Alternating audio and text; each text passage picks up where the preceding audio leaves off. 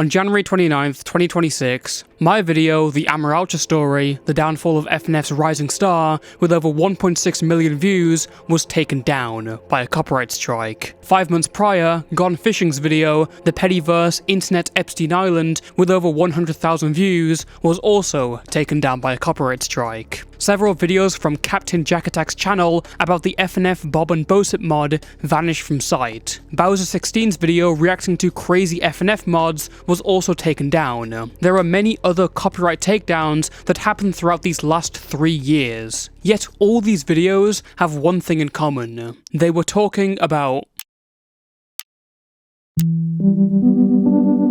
Before I start this video, I have to make a few disclaimers. Due to the litigious nature of the subject, this video doesn't include the usual flashy visuals. The screenshots that will be shown are redacted of information that could be used for a copyright strike. All other uses of material in this video fall under fair use, and none of it includes information that violates someone's privacy. Either it was already posted publicly, or the user themselves sent it to me. This video's sole purpose is to be a report and PSA, and any harassment towards anyone mentioned is not condoned. For those unaware, Aether DX is a 22-year-old modder and coder from Christchurch, New Zealand, best known for her work on several popular FNF mods during 2021. Her work includes the mods Versus Monica, Versus Kiryu, Versus Cryx, Bob's Onslaught, Bob and Bosip, Versus Scott the Was, Me Funking Versus Ateld, Funkin' Forward, and the scrapped mod based on her own character, Versus Akira. She was a well-known figure in FNF's most popular time online, and was once one of the managers for Funkin' Expo, a short-lived showcase for upcoming FNF mods. In August of 2021, a user named Jackal Ruin dropped a document exposing his relationship with Aether. The two had first met when Aether was 18 and Jackal was 15. Aether would regularly send Jackal NSFW furry content, requested and sent explicit videos, and gave little nicknames that she would use for him. So fine, y'all begged my friend to get me and prove these are real? Let me prove it. Here's obligatory paper, I haven't even posted it yet, so I don't got the goddamn ID. Control R.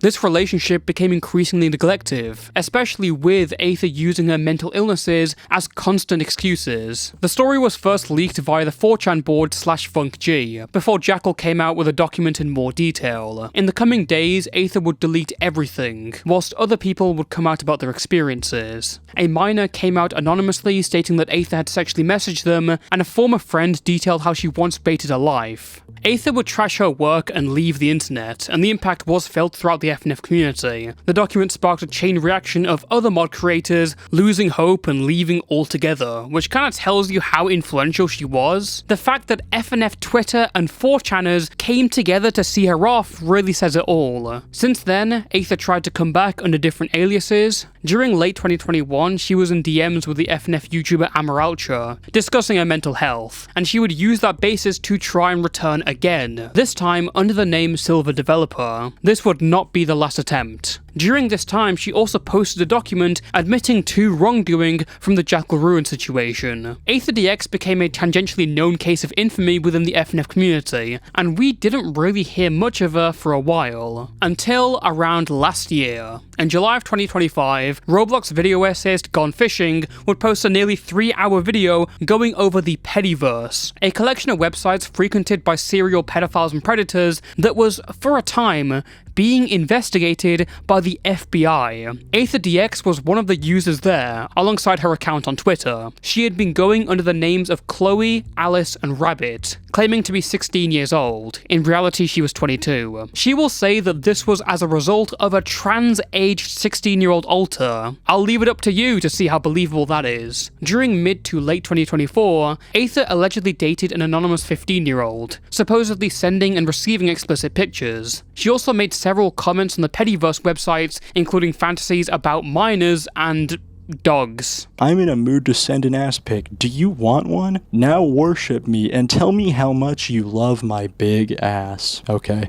Victim D said, I took a picture when I got out of the shower, but it's kinda bad. Wanna see? Yes, said Aether DX. Victim D then sent it, and then Aether DX said, cutie. I wanna rub my... Jesus Christ. Going to a store with an AAM and letting them wait outside while you pick out toys for them. Okay, kissing a dog and letting nope. Loving them isn't enough. I have to traumatize them. Thank you, Aether DX.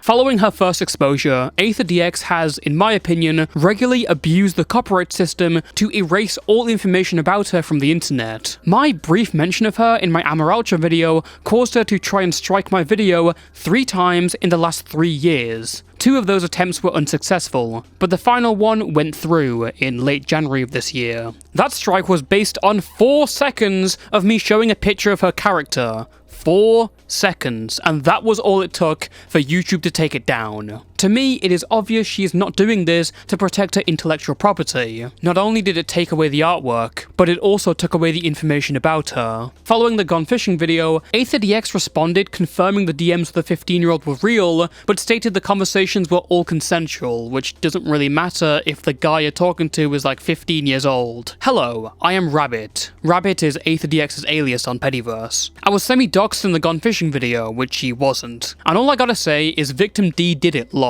All those DMs were in those videos were from her, and it was obviously Victim D's voice. Keep in mind during this time, in those screenshots against me, everything was consensual and Victim D did not at all once tell me to stop, other than the time we broke up late 2024 when I left. What she also did not say is the fact after she left Petty, after she deleted blank and said, I don't want to be a part of this anymore, and then deleted it, only to come back and make an instance and say owned by who worked on blank yada yada, you get the point. She came back and left, and yet during that time I was nothing but supportive to her throughout the past and then, and that was one of our last conversations. She talked about my dissociative disorders, how I was a trans-age 16-year-old, but that is false. That was my alter at the time. In 2024 she was host. There has been a different host since I came back to Petty, blank era, as to which she did have a rabbit persona, and we just continue with the rabbit name because we collectively liked it as an identity. Victim D was not only coherent in what she was doing, despite the fact all I did was support her, she was manipulative. Now she did it with me. If you're expecting like a long response to this, I'm not going to give you one. I think someone obviously saying for like 3 paragraphs straight that like the minor was manipulative and they were doing all this stuff is just really dumb, and obviously just like insanely telling. I do find it very interesting though how she's using this thing in the whole statement where it's like a plead insanity defense, where she's like, guys, I'm actually insane. I actually have a alter that's a 16-year-old, and that was like a 16-year-old alter, and that was in charge for an entire year. And all that's telling me is that if you are that mentally deranged, that's only giving us more proof to lock you away. It's like, bro, the psych ward is not better than prison. Like, you're just giving it to me on a platter. If you think that you are too mentally ill to be properly functioning around children and not doing sexual stuff with them, I'm not letting you near children then. Seems pretty obvious. She later tried and failed to take this video down with a defamation complaint. On September 3rd, she launched a copyright strike against Gone Fishing's video and finally got it taken down. Again, for showing an image of an FNF character for 6 seconds. She claimed this was from her Versus Akira mod, but in reality it originated from a different mod of hers called Akira Over Boyfriend. As soon as the video was taken down, Aether took to her Pettyverse account to publicly celebrate. Aether has also issued copyright strikes against people who re-uploaded Gone Fishing's music from that video. To restate, they didn't re-upload the segment about Aether specifically, they re-uploaded the music from that video. Aether issued a successful copyright strike against someone for re-uploading something that wasn't even her own music. The Gone Fishing video caused an assortment of copyright strikes towards others, including people who played her mods 4 years ago, mentioned a controversy in videos, and even those who worked on the mods themselves, and arguably contributed more than Aether ever did. According to the Jackal Ruin document, Aether wasn't even that good of a contributor to her own mods. Versus Cyrix, one of the mods she was involved in, had an incredibly botched release. With Aether releasing a mod she didn't have that much control over, so to see her claiming copyright for it is very interesting. Aether DX also emailed Gone Fishing whilst this whole thing was going on, and I kinda want to read this. In possession of... Can you show me where that is true? Do you have access to my files other than my DMs where the DMs you have seen were also cherry-picked? How about the times I encouraged her actively to get off Petty? Tried to give a... You know, you got a point about the flinging thing. But this is all I have left. I have no one else to cling to give me advice, and the moment I stepped foot into Petty a year ago, due to a partner I genuinely resent, I'm in this loop now. I never wanted things to be this way, but what choice do I have now? If we have a discussion, so what? What's gonna change, Tristan? Are you gonna get me out of this? I doubt that, because as you said, it's sad and I'm avoiding coming to terms to it all. The fact is, I used to really respect myself a year ago, and it all went downhill. As soon as a partner that I'm forced to live with to this day, who's ruined me beyond comprehension, made me into a husk of the person I was. Guys, my abusive partner made me touch the kid, okay guys? Guys, please, guys? But alas, it doesn't change anything. I'm a terrible person to my core now, and the real reason as to why I never did that interview? They threatened me otherwise. However, I know you. I know this is being documented and will appear in a video. Hi Aether DX. Guys, my abusive partner made me copyright strike the videos about my allegations, and all the videos containing mods where I've literally worked like no part of this at all, and I own basically no copyright, and I have no knowledge of how copyright strikes work. I'm just using them to get rid of this information.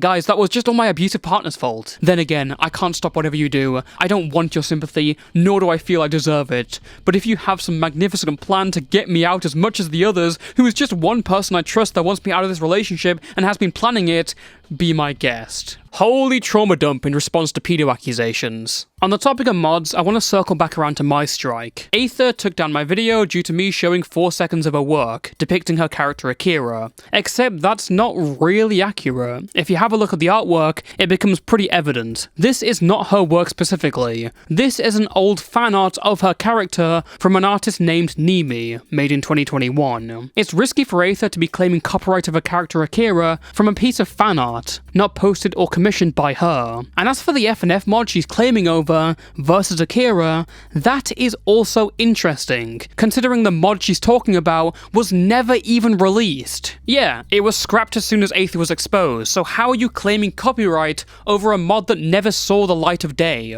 Another thing worth noting is that in some of the archives for Aether's really early mods, such as Akira over Boyfriend, you learn some more details. For example, did you know that this character Akira was first known as Akira the Sylveon? Now, do I need to explain that Sylveon is a species from the Pokemon IP? I don't think any of this information would really be useful in like a actual dispute with YouTube, but it may serve a greater interest for, oh, I don't know, a lawsuit? To me, it seems Aether knows her way around submitting false copyright strikes. She's not a newcomer to this, and in my opinion, knows how to weaponize this tool into malicious attacks to wipe her actions from the internet. For those who aren't aware, when you dispute a copyright strike, you have to hand over your full name, address, and phone number to the opposing party. Not only is Aether striking these people, but if they dispute, she's gathering their information as well. What she uses that for, I don't know. To this day, only one video has successfully come back from Aether's copyright strikes. That video is mine. This video thus serves as an archive for Aether's actions and allegations. So, what can you do about this? To any and all FNF creators, I urge you to triple check your content. If any of your videos in the past covered or included any assets from AetherDX's work, any mod she worked on, and any interpretations of a character, you should either remove it for your own safety or make legal preparations. Keep in mind, I got struck for showing someone else's fan art of a character for 6 seconds. If you're a viewer, feel free to share around this video wherever you see fit. Maybe let your favorite FNF creator know what's going on. If you want to archive this video and re-upload it in any way you want, go for it. However, you should know that at the same time, if you archive and re-upload, you may put yourself at risk. I have taken as many liberties as possible to keep this video from getting hit for anything, but that's not a guarantee. For the last 4 years, I thought my Amaralcha video was safe, just because YouTube had denied Aether's last 2 strikes. Then the third one came this January. Viewers in New Zealand should be especially cautious about this, considering that New Zealand is where Aether DX lives, and it is the country that she has more legal control in. If you dispute the copyright strike and it gets accepted, Aether DX then has around 10 days to file legal action against you, so keep an eye out if you're an archiver or a creator. And to Aether DX, thank you for giving me a reason to make a video about your actions. Couldn't have done it without you. We'll be back to regular programming after this. It's been a headache to deal with for the last month or so, and I hope it's now all done. I don't know if it will be. I think Aether might respond to this in some crybaby way, but you know what? It's whatever. Quick shill, check out the memberships, check out the merch, new things that have launched for the YouTube channel known as Toastify. More stuff is coming soon, don't worry about it. Thank you for watching, and until next time, stay safe and stay toasty.